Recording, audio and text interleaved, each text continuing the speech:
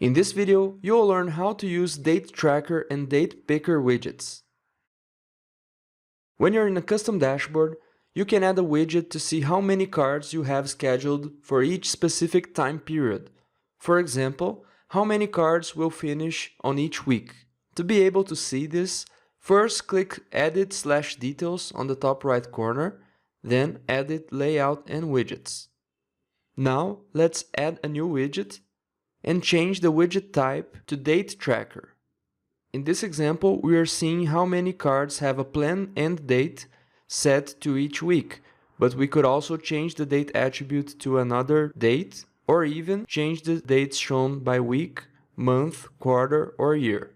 Next, click Create, and now we can see that we have 1 card scheduled for week 20, 3 for week 21, and 2 for week 22. It is also possible to add a widget which will filter automatically your cards by date. So let's add a new widget on the middle column and change the widget type to Attribute Picker.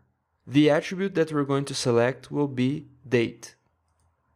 Just like the Date Picker, you can change the date attributes and how the dates are shown.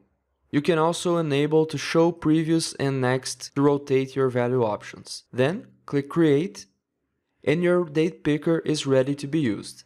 Now click Save Changes, and the Date Picker works by clicking the Select Value drop-down menu and selecting the week in which you want to see your project. For example, in the whole project, Sam is working 3 cards and Sarah is working on 4 cards. But if we want to see the current week, which is week 21, we can see that Sam only has 1 card that has a planned end date to that week, and Sarah has 3 cards scheduled to end on week 21. And this is how the Date Picker and Date Tracker work.